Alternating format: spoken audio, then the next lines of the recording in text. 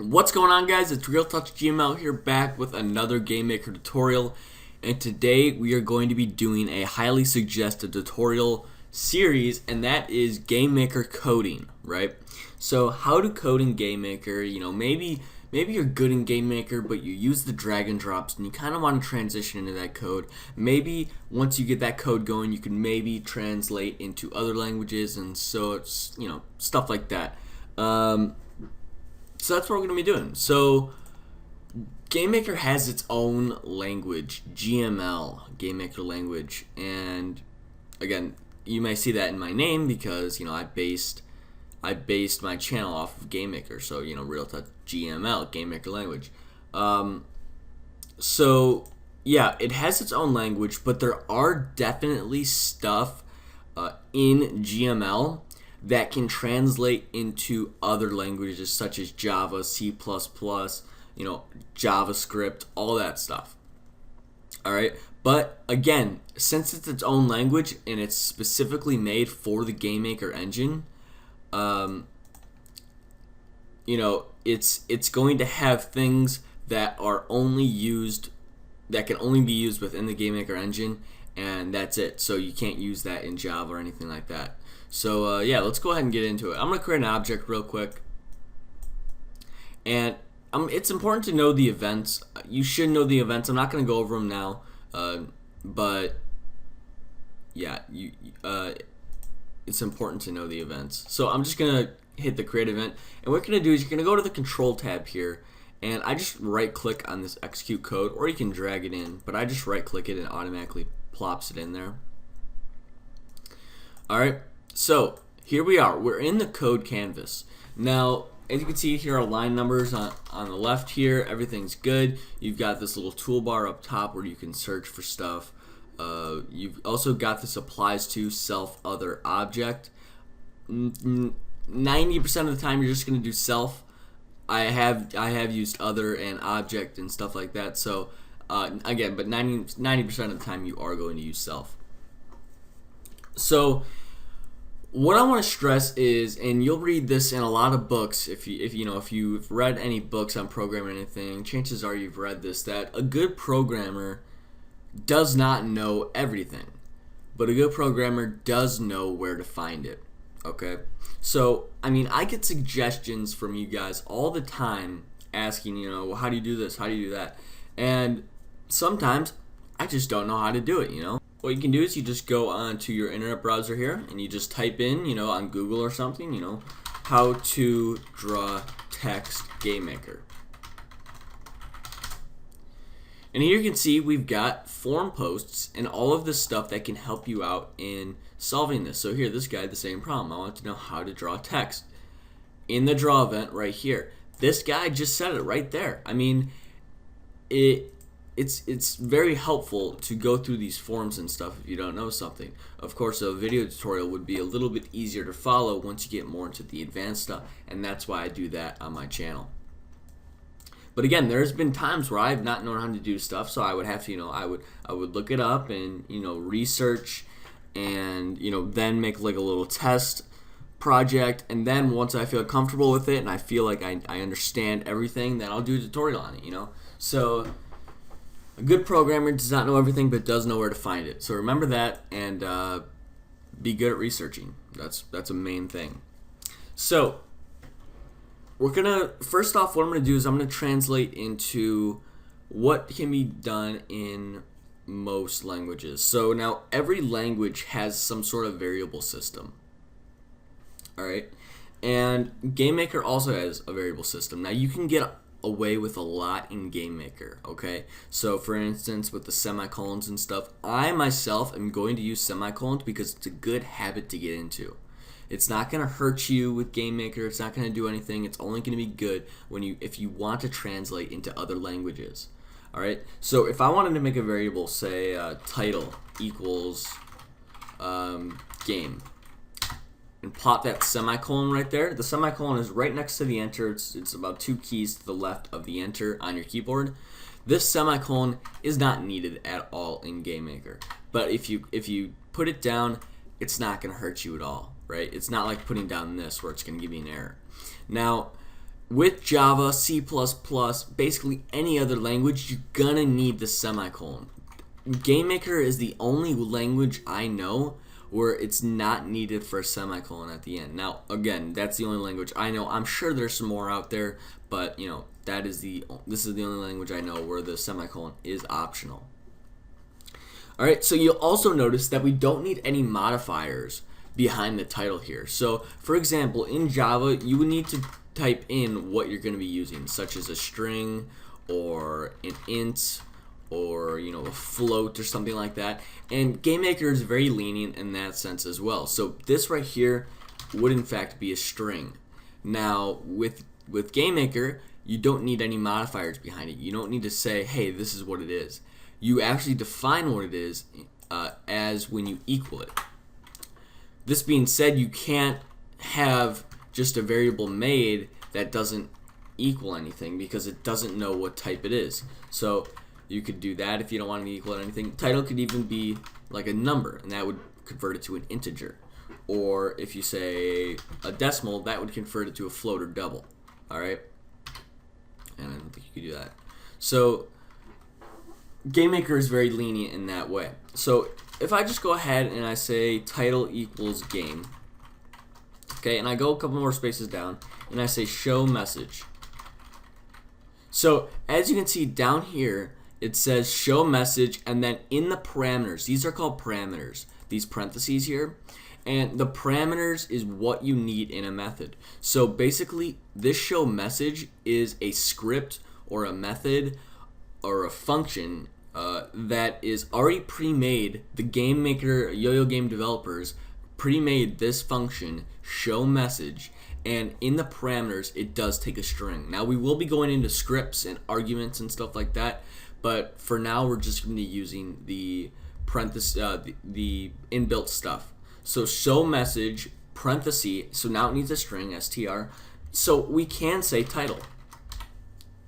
And if we put title here, that's going to take the value of game because our title equals game. So if I put this in the room here and I run it, as you can see, it shows a message and it says game. Alright, there we go. So what happens if we wanted to, add something more to this? Say we wanted to say hello and then your title. Well, you could do that in the game here, or you could do that in the message. So say for example we wanted a name, and just have this name be George or something, and we wanted to say hello and then the name. So what you do is you say plus name. So you're just adding that to the string there. So now if we run it, it says hello George, but there's no space at the end there, so you're gonna kind of have to do that or whatever. Okay, so that's kind of this is just the show message, but we're gonna be getting into actual stuff that can be translated into other languages, such as for loops, if statements, switch statements, all of that fun stuff, while loops. I don't know if GameMaker has a do while loop. I'll find that out, but here I can actually just try right now.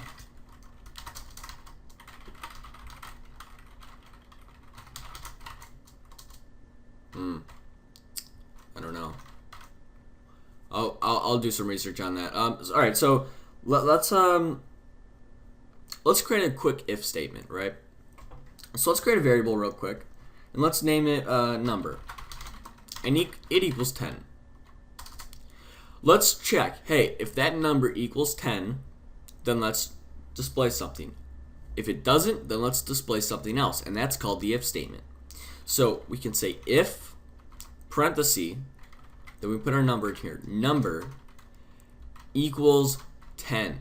Now, this is another thing that kind of irks me with GameMaker and how lenient it is. You can actually put if number equals 10, which makes sense, right? To the beginning coder, that does make sense. Number equals 10. But really, what you want to do is get in the habit of putting two equal signs, right? And these two equal signs make it so that in other languages, you can't just put number equals 10, because in that other language's eyes, in that compiler, it takes it like your setting number to equal 10. If you put two equal signs, that takes it as you are checking, okay? So if we say if number equals 10, and then we put the curly braces here, and the curly braces are used to basically open and close in the code that's used. So whatever goes after this opening bracket and before this closing bracket will happen if number equals 10. So if we say show message, number equals, if I can type today, equals 10. There we go. And if we run it, number equals 10. There we go. So if we set this number to say 5 now, when we run it, as you can see, we don't get any message, and that is the if statement right there. And again, this can be translated into basically any language right here. Now there's such things called the if-else ladder, right? So we can say if number equals 10, do this. If it doesn't equal 10, then let's do this. So we can say if number equals 10, then do this. Or we can make an if statement after that, say if number does not equal 10, then do this. But we can just say else, and then more curly braces, and then whatever happens between these two curly braces will happen if the number does not equal 10. So we say that number does not equal 10. So let's go ahead and run it now. Number does not equal 10. There you go. So that is the basics on an if-else ladder. Now this can also be translated into any sort of language out of GameMaker. So, or most languages, I should say. You could also say if, or no, I'm sorry. You could also say else if number equals 5. Then we could say, let me just copy this and say 5, and then you could do else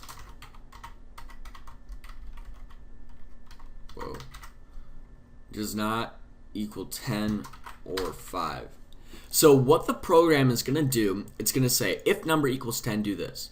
If it doesn't equal 10, then it's not going to run through this code. So we're going to say else if the number equals 5 now, then say number equals 5. If it doesn't equal 10 or 5, then just show the message number does not equal 10 or 5.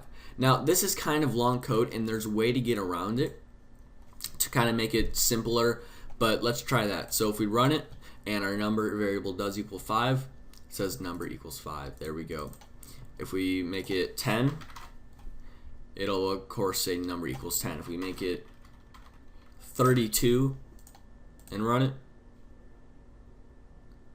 number does not equal 10 or 5. All right, so there we go. So now there are ways to get around this.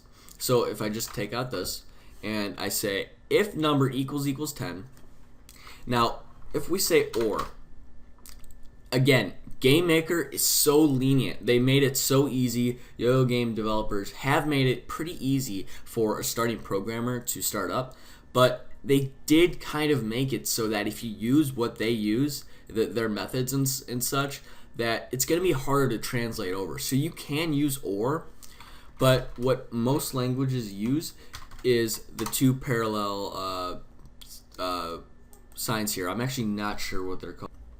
So I know this is a little weird, but yeah, that's how you check or. So we could say number equals 10 or number equals 5. So now we could say number equals 10 or 5, and now we could just say else, show message nope, or something like that. And if we run it, it'll say nope. And if we say, for example 5 now, then and we run it, number equals 10 or 5. So that's going to be it for today. Go and leave a like, go and subscribe. Let's try and get this up to 40 likes. And if you want me to of course, do more, I will for sure do more. So yeah, leave me some feedback. Let's go for 40 likes this time. And yeah, I will see you guys next time. Peace.